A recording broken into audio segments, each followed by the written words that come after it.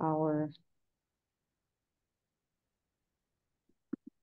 welcome to this month's Divaan Ishq, our poetic Divaan. It's an honor to have our beautiful guest, Karen Ray. And I consider Karen Ray as one of my mentors and spiritual guides, as I do with many of our women in our collective. She's special. And I'd like to give a brief bio.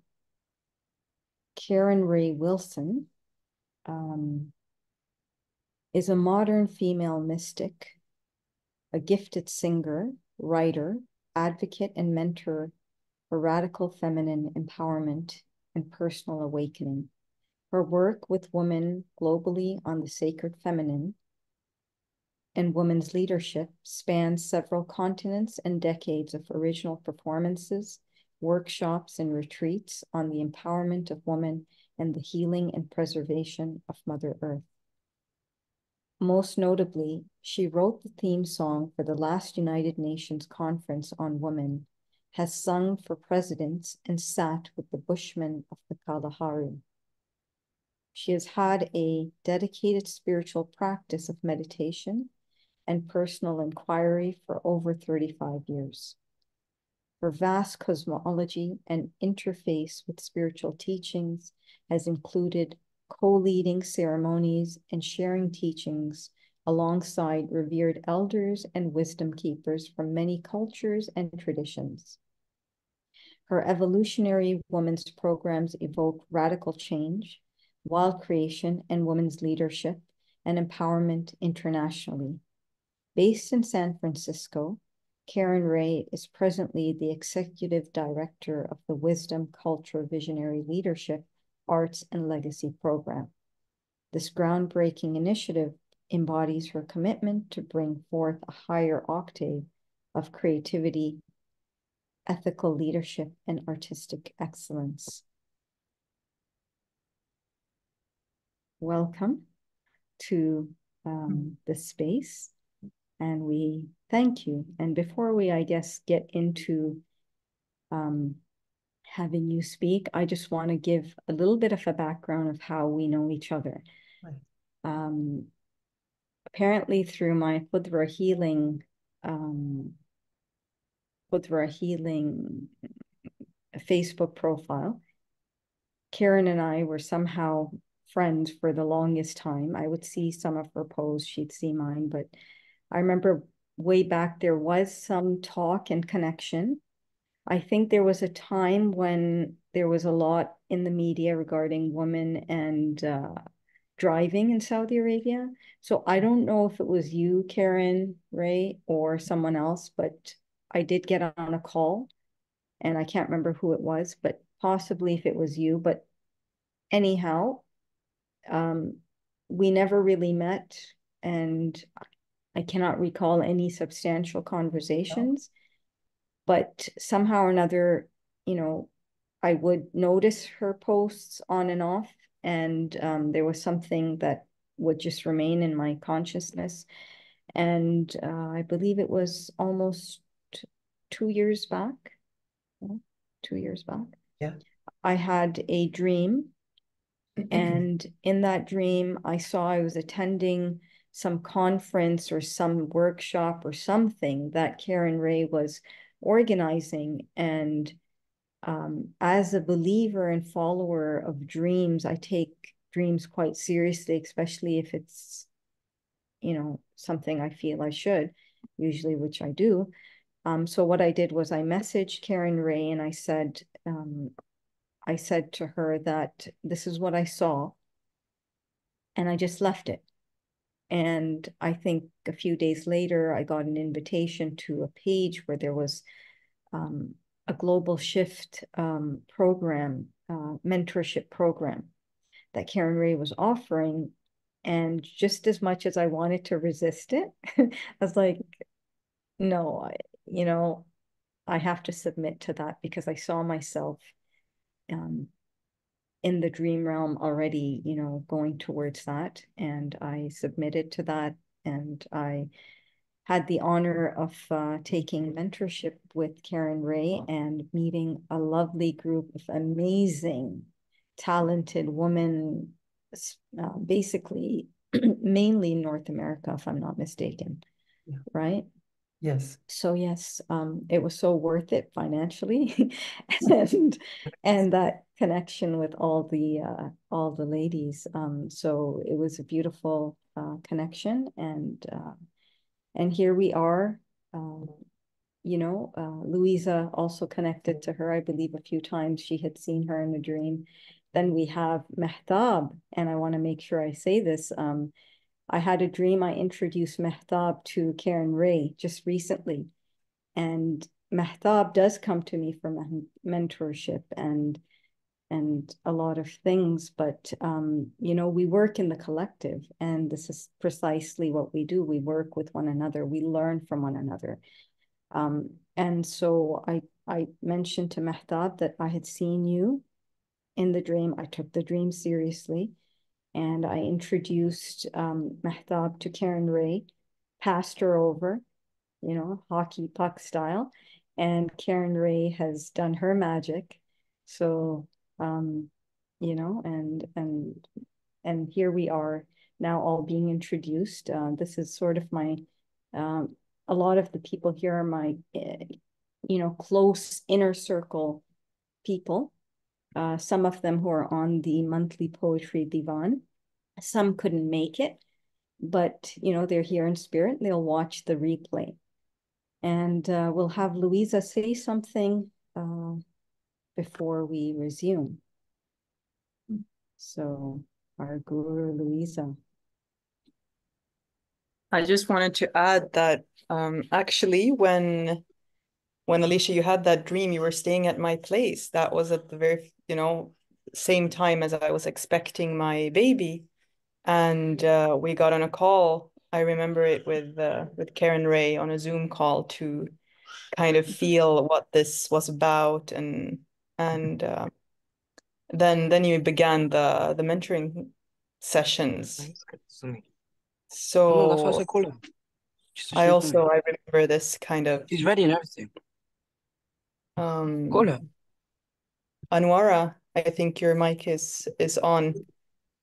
So yeah, I just wanted to add that in. I kind of also feel like, I walked along your journey together with Karen Ray. But yeah, we're very happy to be able to have you join us and our little community of ladies. Is it me too? How lovely to be here, and thank you for all those kind words. What an extraordinary time to be alive, and what an extraordinary time to be a woman. Really, this is our time. This is the time of feminine rising into leadership. I think over 19 indigenous calendars and spiritual calendars predict that if the earth will be saved, it's going to make me cry. I've been doing this work a long time. Will come through educated women being able to reach out and make the changes and bring the whole human family together. This is a deep time because of especially what's happening in the Middle East right now. So I am very grateful to be working with more of you that are coming from cultures from that part of the world. And how, as women, we become peacemakers. And we use our gifts and our knowledge to bring together harmony in a way that hasn't happened on this planet. So we're really in the time of the great shift now. And it's exhilarating and sometimes terrifying. And how do we keep our connection to the divine so rich and so clear that we know we're never alone, and we have our mission. All of us have a mission. We came with a mission. And to remember that that purpose of ultimately awakening. That's the first purpose. But within the structure or the experience of our own awakening, each of us is incredibly gifted with something special for this time. And for the earth, for the people and for the earth right now. And having been with so many also indigenous elders around the world who are very deeply connected to the earth, I know that in particular right now, that juncture for humanity is becoming more acute. So we really can't afford to be doing things like the war thing anymore, anywhere in the world, because it's so destructive to the actual physical planet and to Mother Earth. She's such a profound being. And recently I did hear of a prophecy that she is calling on a much more demanding level now, that the world leaders start to come together on her behalf, not on their individual behalves. So for men, this is a radical thing, you know. As women, we're very familiar with the we principle, right? We, you, me, your kids, my kids. You know, the one principle is I, but now we're in this, the whole century of two, and this is 2024. So there's all those twos, double two, double two. And two is about us together. So I think it's time for men to begin to step down and women to step up. But how can that happen if we don't know who we are, if we don't understand our own value and how important each of us is? It's kind of a catch-22, isn't it? Because we don't want to become egoic, but we do want to stand fully in our dignity and our giftedness right now because we're so needed. So because this is a poetry salon, I thought I would start with a poem. For me, music and poetry really, I think, was my first language, and the rest came after. I'm doing my best with the linear world. So I have a few poems. I thought I'd share one. Let's see. This is called A Universe of Suns. And this morning I realized it was quite appropriate for the time we're in. I think I wrote this about 10 years ago. Better we should meet in the field of dreams, or in the field of plenty, or the field of ripe golden sunflowers standing in the sun, than on the threshing ground of war. Or perhaps we could meet amidst the soft beauty of the grapes, when the claret is sweet like rubies shining in the possibility of the sun. Or amidst the roses, when they are pregnant and hanging on the vine, and we could listen to the tango of the wind and its intoxicating rhythms, compelling us to dance. For there are sonnets with notes of beauty and longing yet to be sung, so incomprehensible that they shall cause the young men to weep and the old ones to dance. Realms of glory amidst the darkness of our times. Behold, the great illusion shatters in our midst. Take the wine of truth and press it to my lips. One single swallow reveals a universe of suns. One single swallow reveals a universe of suns.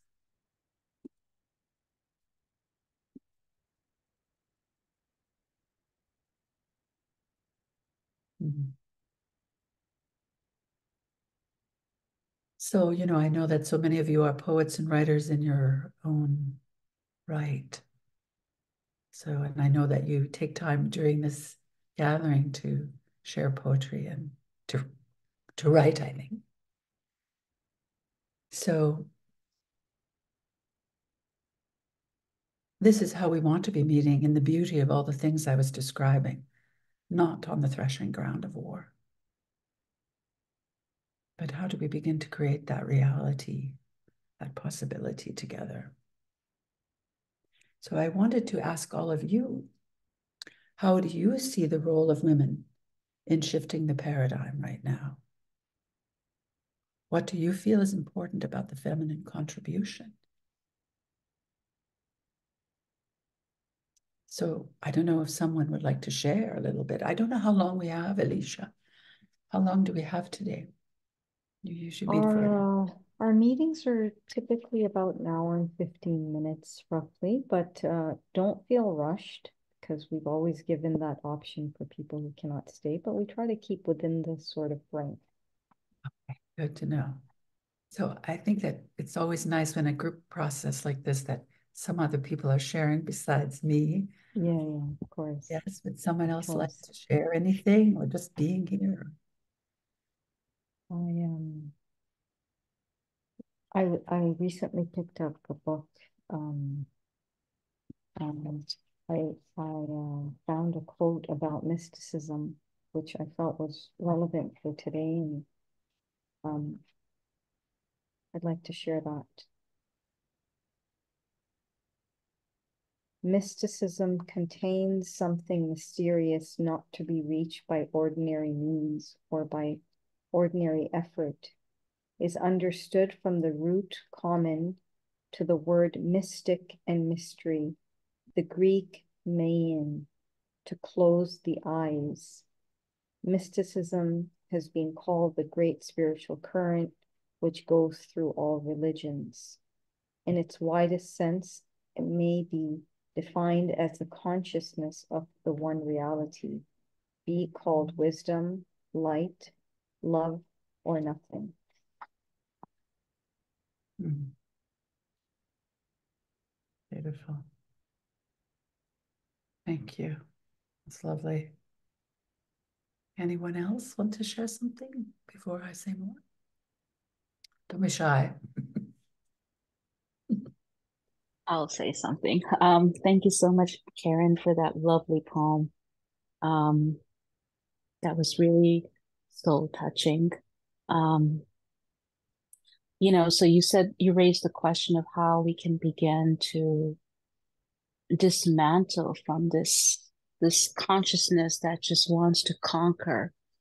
Um, and I think we as women should our need to reclaim our sacred rage because what is happening, it's horrific, and we need to feel into that rage that that's disregarding human life to such a large extent. So I just want to be able to get into that rage and feel empowered and use that as a way of moving forward. Enough, excuse me, gone are the times when we used to be passive and quiet and timid and hidden. Now we need to rise in our fierceness. So anyways, thank you so much for bringing your calm energy to the space. Thank you. Beautiful that you're sharing that. I can so identify when I was in my 20s. Personally, I did have quite a bit of that going on.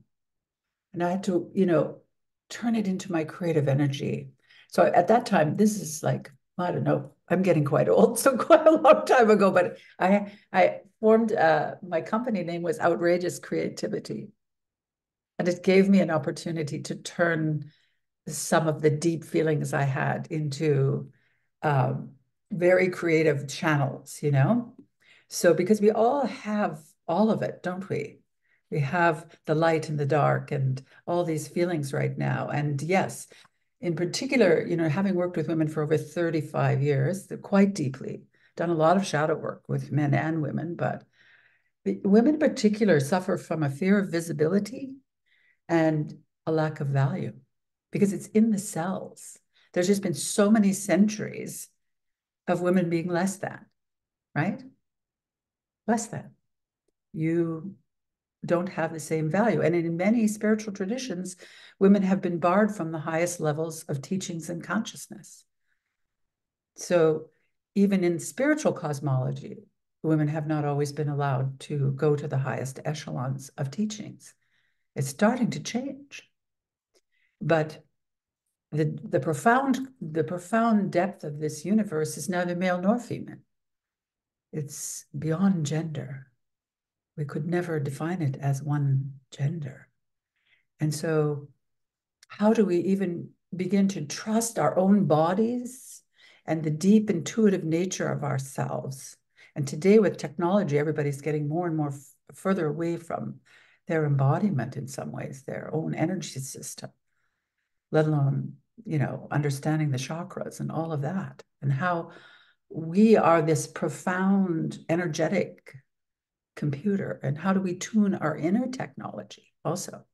But I want to address, do you say Mahaba? Is that the woman that was speaking? Did I say that right? Your name? Yeah. I have a poem to answer that inquiry, and I wrote this 25 years ago, I think. It's called The Prophecy. Thousands of years lie weeping in this flesh, beloved, of women scorned and women blessed, created first in nakedness. The Magdalene a prostitute, and Mary, virgin, mother, wise, with nowhere in between to rest, a woman sacred in her cries of passion and of tenderness. For years we've searched this troubled earth to find the secrets of our birth, and heritage bespoils us not, nay, honors us for visions and of times forgot. With wild, unspoken prophecy, we open wide eternity to dance the secrets of our soul for God above and man below. In ecstasy and true delight, turn night to day and day to night, for light and dark must intertwine to find the sacred and sublime. In passion's flight where we share our fire, then rapture takes us through desire. Behold, the goddess, face to face, bestowing all with love and grace, removes the doubt from tear-filled eyes, and then walks with us through paradise. Behold the goddess face to face, bestowing all with love and grace, removes the doubt from tear-filled eyes, and then walks with us through paradise.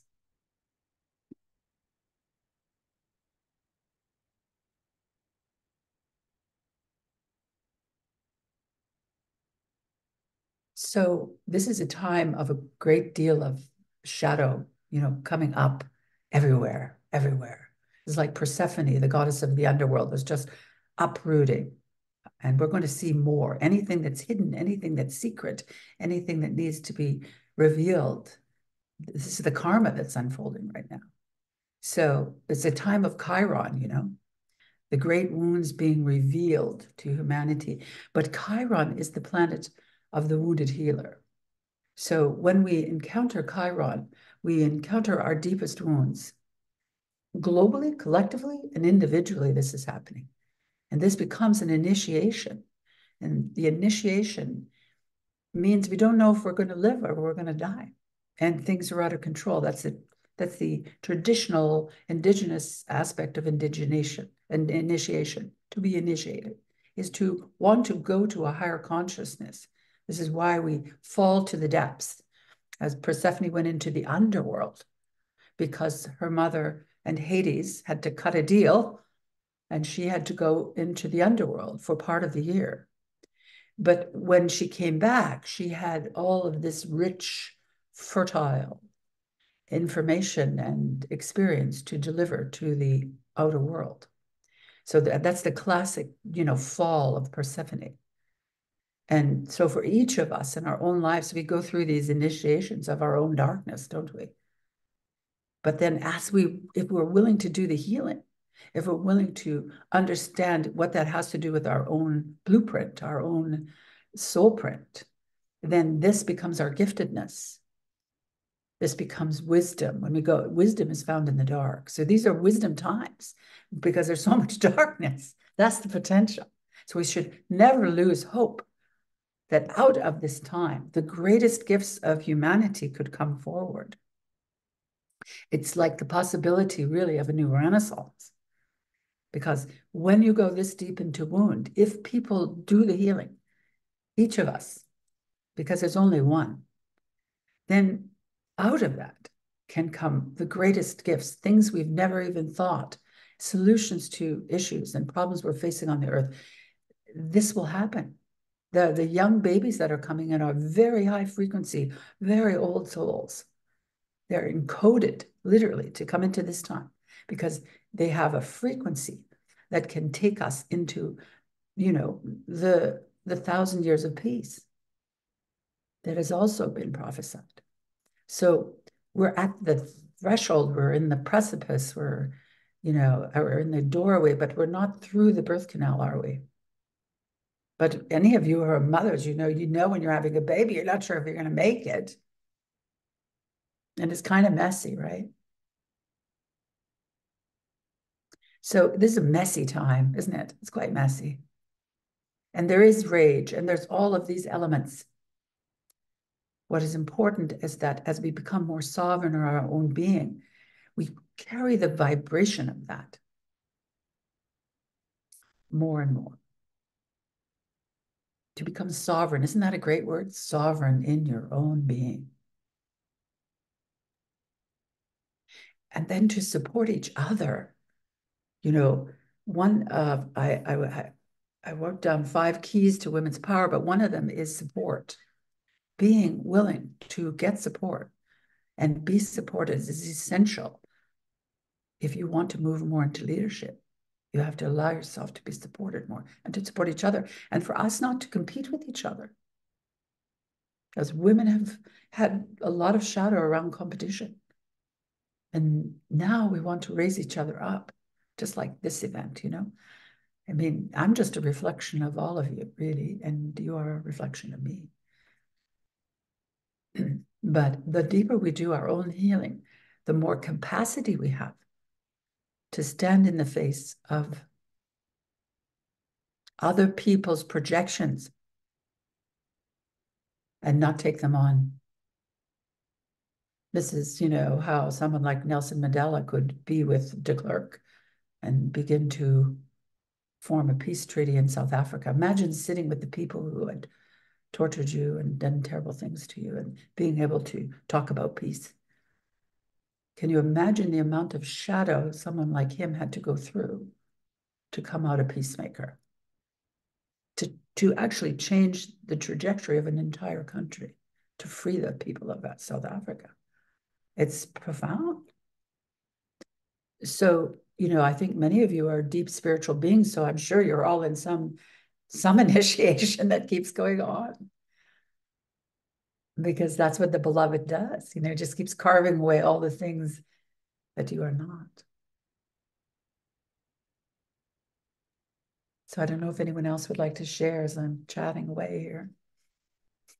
I welcome your input and your comments and your feelings. And poetry, if you have poems you want to share. I just wanted to insert a comment here, and you said regarding sovereignty. Could you elaborate the signs of that sort of embodiment? So we would be more attuned to possibly Great where we word, are. yes. Yeah. I encourage you all to look it up and see the many definitions of it, you know. Well, I think that women historically have often felt they have to have a man in order to be okay. I mean, that's how it worked originally. We weren't okay if we didn't have someone who was male taking care of us, right? That's if you go further back, right? But to be sovereign in your own power is to not really feel anymore that any of those exterior things are who you are. Although you can enjoy them and be part of it, whether it's male or female, but the big word, isn't it? It has regality to it. It has dignity to it.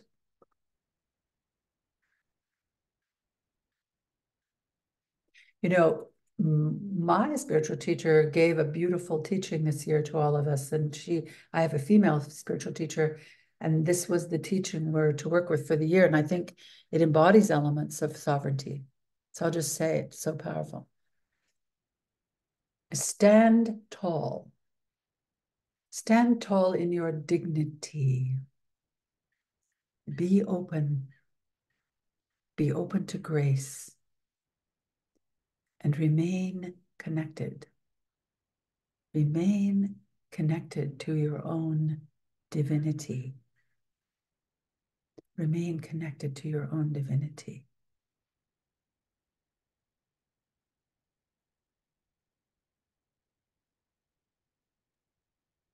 So this is the great truth that needs to really be revealed, is that everyone is part of the divine. Can you imagine living in a world where everyone knew that? And even whatever power we think we have, it's the power to open to the divine flowing through us, to be that channel for that kind of leadership. But we can't really have profound leadership unless we have some code of ethics, something to hold solid in the center of our decision-making process. But if we have a spiritual practice, if we have a meditation practice, if we have an inner technology, then we can always rely on going internally to consult with that aspect, which is beyond the little mind, chatting away. The deeper element, to let that be revealed. So in that sense, we're never alone. So I'm not sure I've totally answered that question. I think it's something to contemplate what sovereignty means, but women give a lot of power away to men. In my 35 years of working with women, I see it all the time. Still, it's pretty consistent. So we haven't got that one completely intact yet. And I mean, I love men. It's great to have men in our lives. It's great to have a partner or friends or brothers or, but women have to raise their sons differently. They have to raise their sons to respect deeply the feminine. This is huge. Nothing's going to change until women start to raise their sons differently. When I was just talking to a girlfriend of mine last night, and one thing, she was a single mom, and she had a son, and she made a very strong commitment to raising him to be highly respectful of the feminine, and to be able to do his own chores and things like that. And that's exactly what's happened. But who's your authority? Is it, And well, now I'm on a slightly different track here, but the patriarchy. I'm actually doing an interview on Wednesday on the rise of the feminine, patriarchy, and authoritarianism. I mean, I think if we look at the Middle East, we know really clearly right now that as women collectively, not just, there are some women that might make that decision, but collectively, we would not be doing what's going on there. We would not be creating genocide in Gaza. Is that correct? Can you imagine 100 women standing in the same room and making the decision that they're going to go in and keep destroying women and children? Can you imagine that? With their babies? Their own children? It wouldn't happen. I don't think it would happen. It's not successful anyway. They're not bringing peace. It's not even good thinking to me. Not really. So can we trust in that? Can we trust in that knowledge? I mean, women are so intuitive We have dreams, just like she did, like Alicia did. We dream each other. We dance each other. We live in a collective field of profound intuition. How many years, even for myself, I came in with some of this knowledge. It took a long time to be able to stand in the understanding that I have, that I brought in this lifetime. I remember why I came. I remembered why I came by the time I was in my early 20s. Absolutely.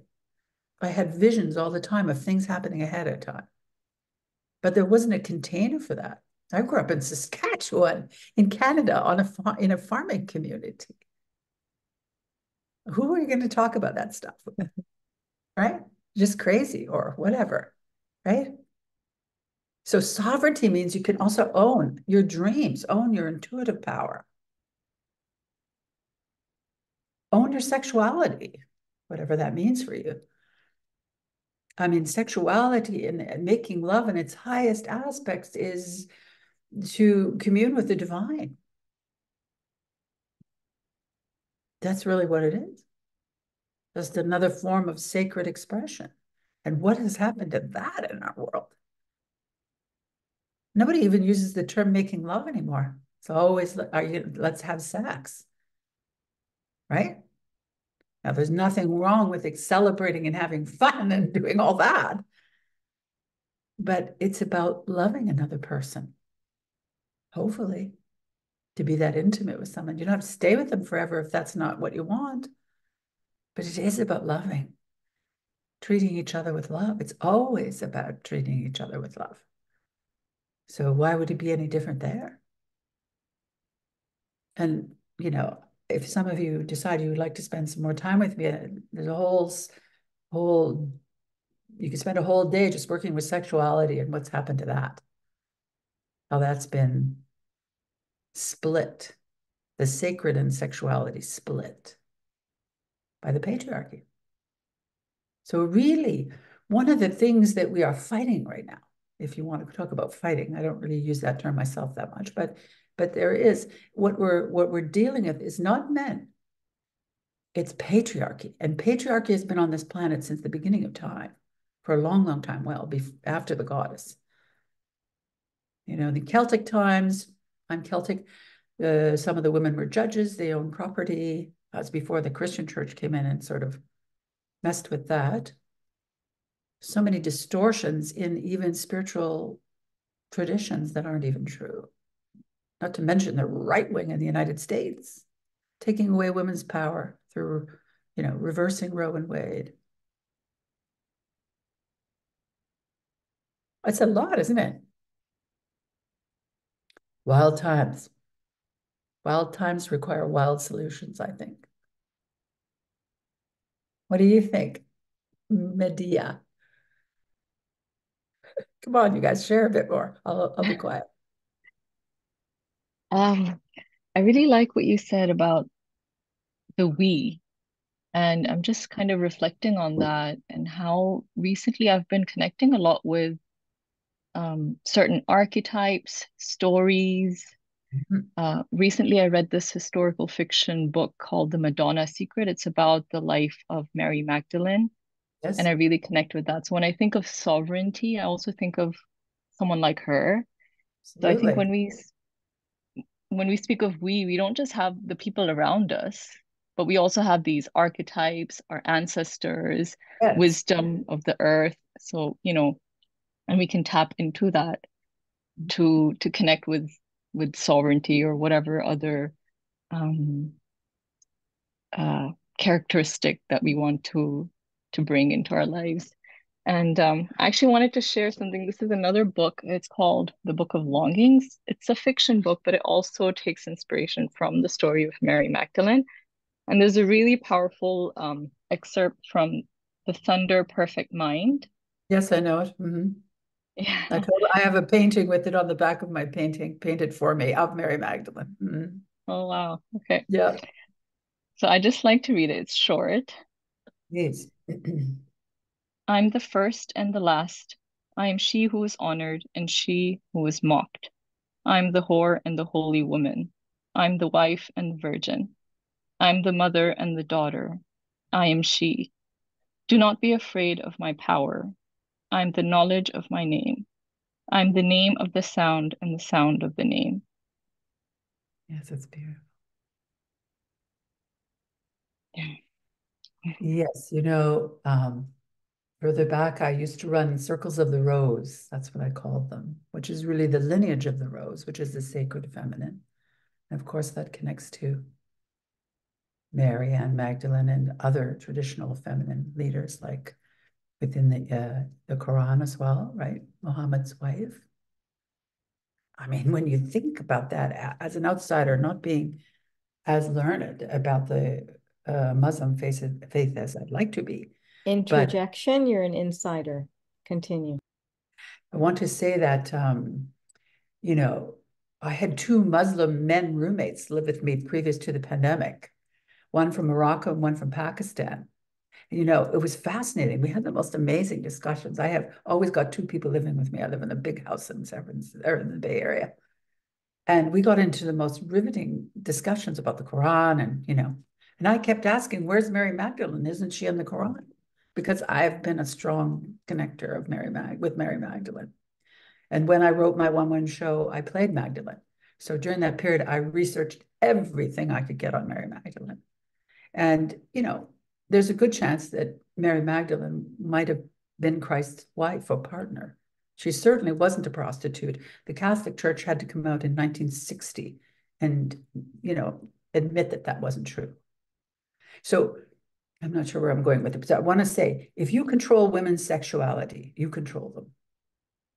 If you make them feel bad about their sexuality, which is the most sacred gift that women bring to men, really, if we want to awaken them, we cannot do that without being fully in control of our own sexual experience, or that it is a mystical, predominantly mystical possibility that opens the gateways of the divine. It is the feminine and the inspired beauty of the feminine. I've seen.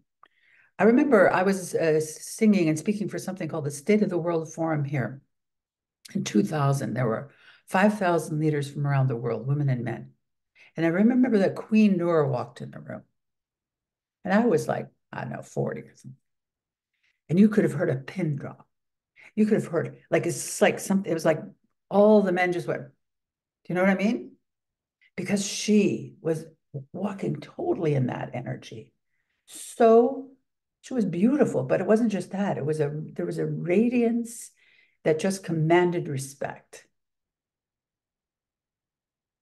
And I can tell you that if Mother Mary came into this space, the men would be on their knees. Because it's a vibrational frequency. So Magdalene has such a key role to play in some ways in the psyche, if you want to talk about the psyche and the archetypal realm. Because when the Christian patriarchal church made her a prostitute, they split Mary, the sacred element of the Catholic Church, from the embodied feminine, which was Magdalene, which was sexuality. So once they did that, now you can control women. You can think about the Middle Ages, all the witch burning trials and all of that. This was all connected to that particular situation. Not to mention how there's been pornography and how all the great spiritual traditions, there have been men that have abused women. I don't know if there's any that are exempt. Tibetan, Christian, it's intense. And I've worked with some of those women. But not only that, the women's mothers are carrying out the patriarchy. As I work with more women, I realize that the person who has carried out the patriarchy in the person's psyche that I'm working with is their own mothers. Are you with me on this? Do you understand what I'm trying to say here? The mothers. When I first started getting a hold of that, I was like, oh my God. Then the patriarchy doesn't even have to do its work. It's all being done. You see? You see this in the Christian right here. So if you can make women, if you can shame them about their sexuality, if you can keep them from the truth of how that is an expanded energetic and vibrational experience that is capable of ecstasy and vision, you take a lot of power from women. if you make them feel bad every time they're involved in that kind of ecstasy, running around being ecstatic beings, really, what's that all about? It's been going on for a long time. I want to interject, Karen. I love everything you're saying. I just kind of wanted to refer back to what Medea was saying about embodying certain archetypes, and Yes. and this split that has become part of the patriarchy and of all the religious institutions. Mhm. They not only want to have that split intact, but they want to keep the woman in that child archetype Yeah. mode. And then the woman never comes into her power, Yeah. because she's constantly shamed. She's constantly, and, like you rightly said, it's oftentimes it's the women who embody the patriarchal attitude more intensely than the Mhm. men themselves. So I think one thing that we need to do for ourselves, yeah, aside from looking into our shadows, is to decolonize ourselves from these attitudes that keep us in subservience, in bondage to others. And Absolutely. And at the same time, if I might interject, I hope I'll come back to you if you want to say more, but there are many good men out there who are very wounded by all of this themselves, because the feminine and masculine exists in all of us. So the wounded feminine is also in men. And so unless they have a more dignified role model to follow, who do they become? So in America right now, with what we had go down with who, the red monster that we don't say his name, how that affected what happened for men in this country is huge. Anywhere there's dictatorship I mean, not to mention Iran. I know that Tara's here. I know we don't know each other very, very well, but we met in Vancouver. And I know she's been working for women's freedom and rights there. Because women will not be free until all of us are free.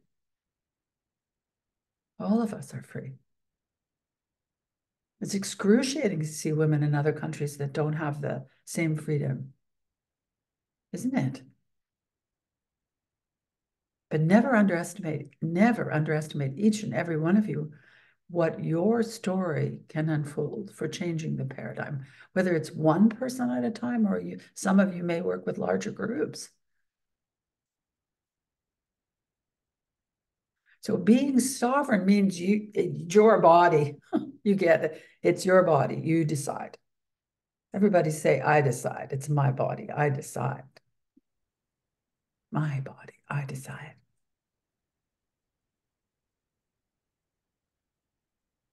So women and embodiment so connected, which leads us to embodiment connects to the earth. What are we doing to the earth right now? Defiling her all over the world. It's going on every minute, cutting old growth forests, polluting the rivers and the oceans. I mean, I read that what's happened in genocide in Gaza in the last 3 months has been the equivalent of something like 20 countries' eco footprint for a year. Think about that. Now we have to try to keep reversing the level of carbon that's coming off that. Iceland had that huge volcano. I don't think that's separate. You can't mess with Mother Earth in one area, like really mess with her, and not expect that she is going to have an implication somewhere else, just like our own human bodies. We are the earth. We are connected to the earth. And so when women become sacred, the earth becomes sacred. When the earth is more sacred, women are more sacred. They're not separate. Absolutely. Okay, please, more, share more. Karen Ray, can I ask something? Because this all kind of, even from the start, when you've been mentioning Mother Earth and Yes. the violations done to her, the violations done to women, or the feminine large scale. And I remember when Mahaba brought up that we need to also stop accepting the violations and stand up. But I'm wondering, let's see if I can circle to a more clear question, but I'm wondering, as I'm raising a son, I'm raising a little baby to Right. become a man one day, and I notice that he in himself is the most gentle being. Right. Every time I project any kind of aggression to put a limit, any Right. kind of aggression though, that's when he reflects aggressivity. Right. And hence I'm wondering if we are to stop all the atrocities that are happening, how is that to happen through peaceful sovereign practice when it feels like each time something gentle is being walked over, It's a good if we question. don't fight, we're Mhm. walked over. If we do fight, there's more violence. So I'm kind of I'm struggling to see what's the course of action, because bad things are happening, and It's pretty real it's right not, now. yeah, it's very real on many levels. Well, it's a great question, because for those of us that are more deeply in a spiritual path, we don't want to be doing spiritual bypass, right? There's that. But at the same time, as you go deeper into your own understanding of your own divinity, you understand that all things are connected. And you realize that, let's say, 10,000 people meditating somewhere is definitely affecting what's going on there. In fact, there are people right now that are leading those kind of processes. I heard recently that I'm trying to think of the name of the spiritual teacher, has organized in India to bring together, I believe, 10,000 people to meditate right now for 30 days. So prayer and meditation, the inner technology that we work with, does have an effect. We don't want to be leading without that right now, because you can't stay centered. You know, your commitment has to be on the spiritual path. Your ultimate commitment is to love, right? And to understand that the profound woundedness of other human beings is what creates the things they're doing. But that doesn't mean we don't stop them. You don't give the alcoholic the keys to the car, right? You don't. You take the keys away and you make sure that he rehabs himself before he gets to drive again. I think that's a good analogy. So, but each of us has a slightly different destiny in this place, because some people are meant to march in the streets and others aren't. Other people are doing special ceremonies for peace, and, you know, or like in your own case, raising children in a certain way. You have to know who you are and what your particular dharma, we would say in my yogic practice, but what your dharma is, and become true to that, and to listen to that. So some people will stand up and be much more aggressive in what they might say, I suppose. Although I don't like the word aggression. I think that when you're speaking truthfully, it might be animated, it might have a very strong vibration about it. So we don't want to beget more violence. That's absolutely true.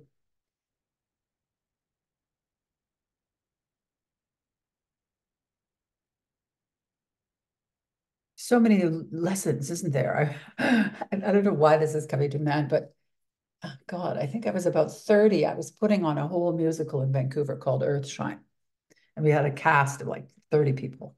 And I was directing it, and we were co-writing it. And I mean, we had this major show coming together. But I started every rehearsal with us sitting in a circle, making prayers for Mother Earth, because we're about Mother Earth. And then everybody had to share anything that they had judgments or conflicts about with each other before we started the rehearsals. And this whole thing started unfolding that was like miraculous. We started creating at a level that was almost impossible. So within, I think, 3 months, we created a musical that was like Hair or something in New York City that was profound. Like it was sold out on opening night. But the reason I'm sharing this is because at one moment, there was a mutiny.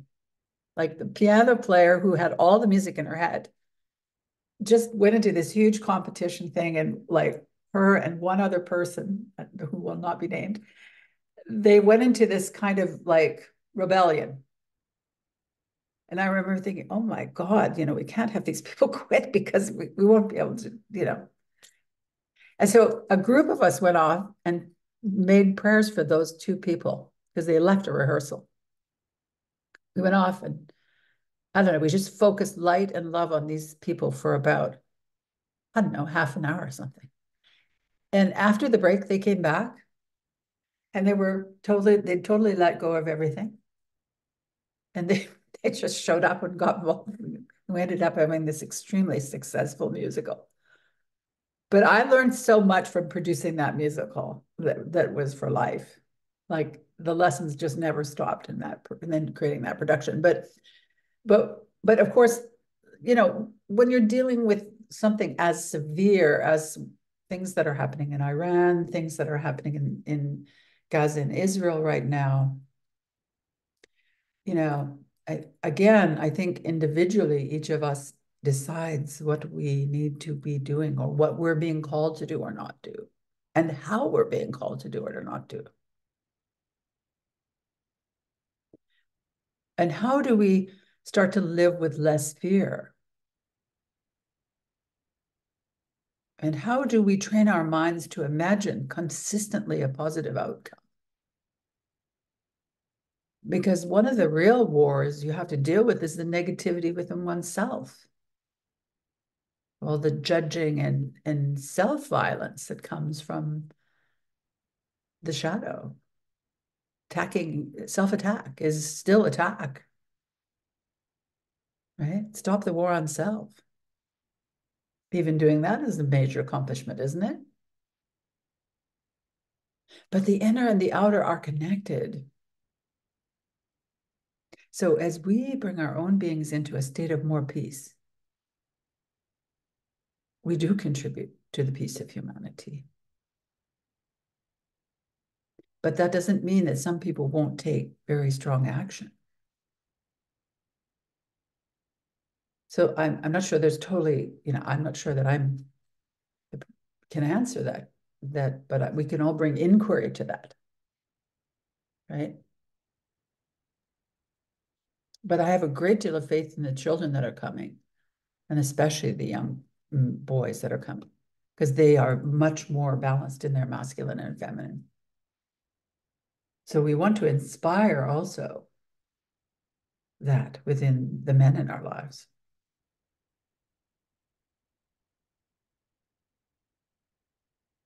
Okay, who else? Thank you. I don't know if there's anything else you want to say, Louisa. Oh, thank you. That was I guess there isn't, one simple answer. So it gave food for food for thought. Thank you. And I think just to keep the timing somewhat. Yes, I've lost time. Yes, yes. I think if there's anyone who still has any questions or loose ends, this is a good time to bring them up so that we get it into the meeting. Come on, don't be shy.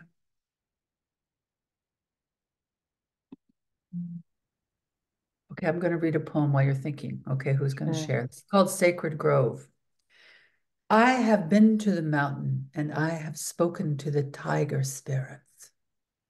I have swallowed the egg of the dark bird now, and I am stepping in the footsteps of the High Lord, the Noble One, who is directing my path. Lavender light is streaming into every window, and I am standing in the sacred grove. The holy veils of love are lifting, and I can hear the sound of rose petals whispering in the wind. Be not afraid, he says. Woman, you must dance. Invoke the whale sounds, bring down the thunder beings, and hasten the grandmother's drums. Speak, become the mouth of my pleasure. Fertilize all of the ground. We are only planting jasmine now. We have things to do, preparing this garden for spring. It is a joyous dance. But is there not danger in our midst? I cry, giving voice to the unspeakable, telling tales of truth in a world of such illusion. Becoming a mad nomad for God. It must be midnight, I cry, for the sky is blazing with stars, and there are ravens nearby. Beloved, he says, what a perfect time to dance.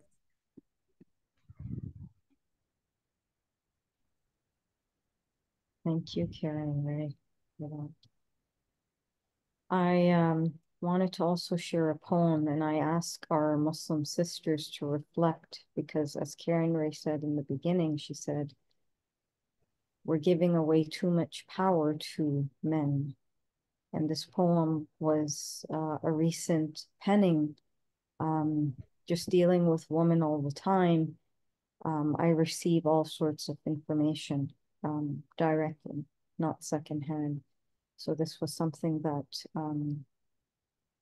I've been witness to this for a long time. And hence we have spaces we hold just for women and working with women just to try to shift perceptions and shift our way of being and doing and so forth. So here I go. Every day I am seeing more and more lies, deceit of devoted men of piety who lie and lie, many of whom enjoy a harem of female students in their classrooms called retreats, resembling orgies, the fraudulent activities of so-called religious pirates, those who swindle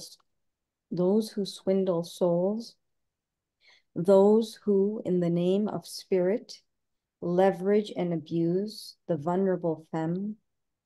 One common denominator I found is spelt as men. Those women who come crawling into our divan on bruised knees, I lament. The woman who said, he kissed me saying I needed healing and energy clearing. The bearded husband who influences thousands, banishes his convert wife to a life of do-nots. Those who raise hands and feet in the name of verses as women need to be corrected. As women need to be corrected while they remain sickly perverted, lusting battered women, sex trafficking young girls into pleasure marriage with aged men with grays. Enter as you wish, leave at your whim, misyaring with no accountability. I agree if she is mature and consents. Better than nothing, but love is what she seeks. Why so shallow? We see these scholars who claim this religion, yet it is mere perversion. By men of darkness, I am done. They are done. I am done, they are done. No longer shall this facade persist. We will speak and educate our women of your trickery from birth to maturity, through circles and zawiyas, training each other in the art of reclaiming us. Mother wound, cyclic patterns, please stop bartering your daughters for a paltry son, losing virginity to bastards of deen. What's wrong with us? Can't we see? The religion of our grandfather is under siege. The woman of Fatima will now take lead. Step aside. You're about to be deleted. Enjoy the ride into an everlasting inferno. We will make for you with our henna'd hands and seductive tattoos, kohli eyes and resounding drums as we dance in a circle, chanting sacred mantras. Our fire burns. Let the games begin. I am done. Powerful. That's what I've been trying to address here today. If women still send their daughters into those environments, if their fathers do not protect them from that, if the highest authority is abusing power, we have to go to another cosmology, the cosmology of spiritual and feminine.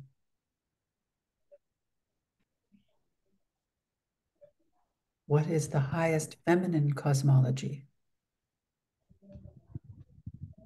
And how do we have a direct experience of that?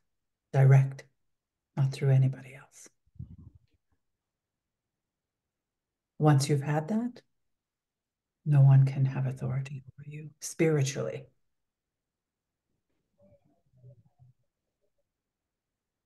If women do not have spiritual equality, we're not equal.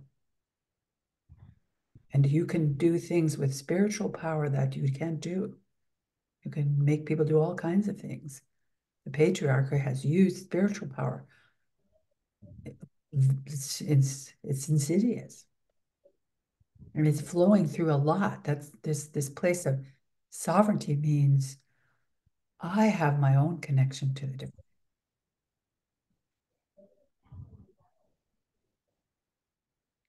And what Alicia's talking about, I've worked with lots of women whose mothers, those aunts, threw them to the wolves and didn't even speak up. I didn't have any word in my computer for it. I was like, what is that?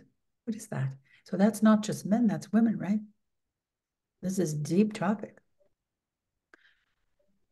Or I have one more poem, and then I think we're probably getting close to the end. But that is an extremely powerful poem. I would like to share more about that with you directly too, Alicia. It's a very, very powerful poem. I mean, how amazing that we're all coming together in this moment. There are no coincidences, right? So I think the poem I wrote for Gaza is my last sort of expression about that. I'm just going to read that. Gaza, ancient sacred land, the kind of suffering that makes us want to jump right out of our skin. No place in our computer for this. Can't get it off our minds. Seeps into the corners of our day in patterns of sorrow and bewilderment. That one part of the human family is being annihilated in senseless fury, just pulls your hair out at the roots. Blood on our hands now when our money paid for these bombs. Radical, unabashed insanity right before our eyes. Does an entire planet need to stand up against the monstrosity of little men? Ah, that women lead, not just one position, but all positions.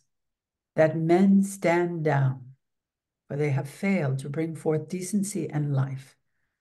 You can't mansplain this away, because I know in my heart of hearts, women would not choose to do this to other women's babies.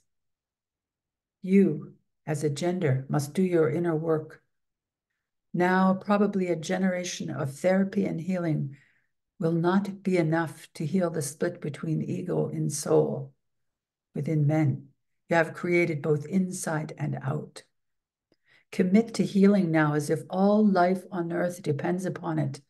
Leave no stone unturned till you find a gentle stream of compassion so wide inside, it will never dry up. Tether your hearts to the children of the future, beg for their forgiveness, and listen deeply for the song of life that still lies weeping in your hearts.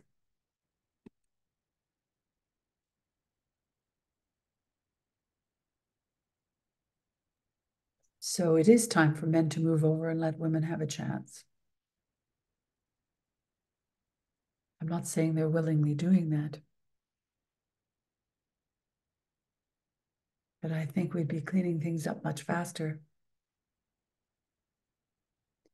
So these are all things to contemplate at this very deep, profound time. And also to make sure you're having some fun in the mix, that you're having some joy, that you're involving yourself in deep, beautiful things, like the roses that are sitting in front of me, that you're taking care of yourselves, your hearts, that you're taking care of your bodies, taking time for yourself.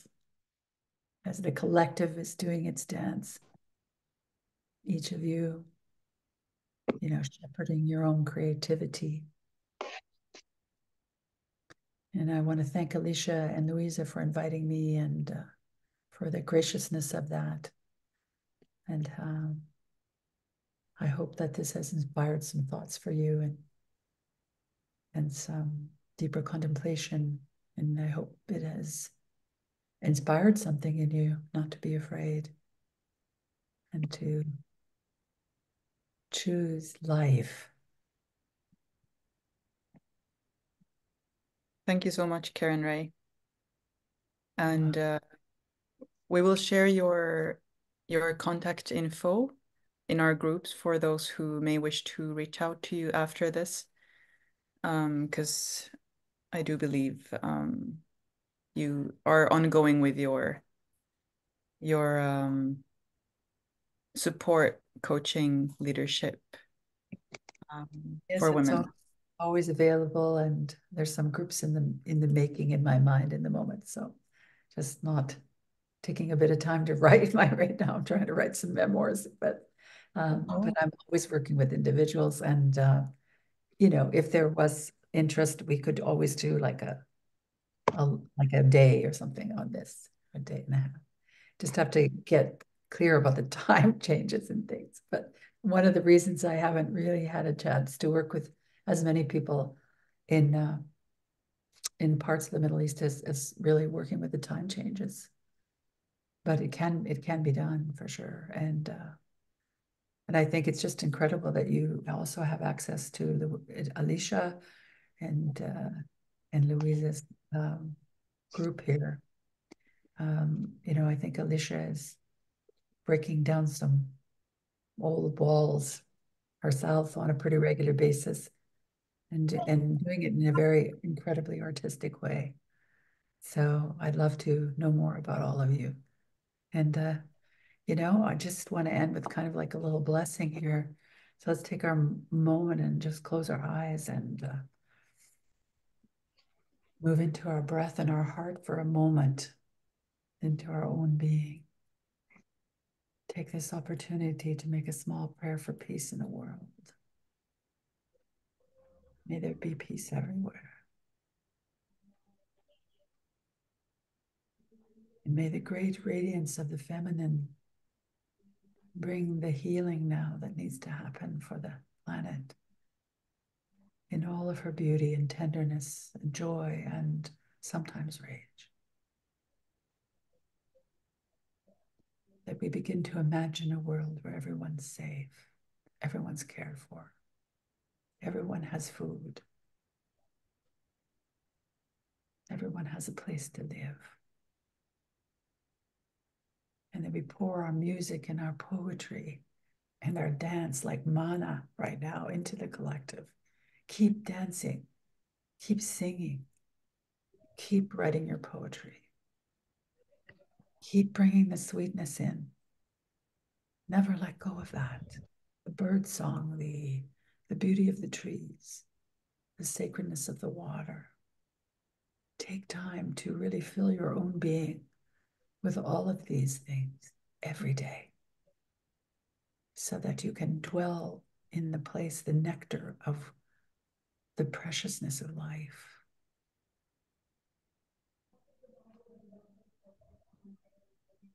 that you have a well to draw from, that you can go back to, that it's anchored so deep you never lose it, to always know who you are, and to remember why you came at this time.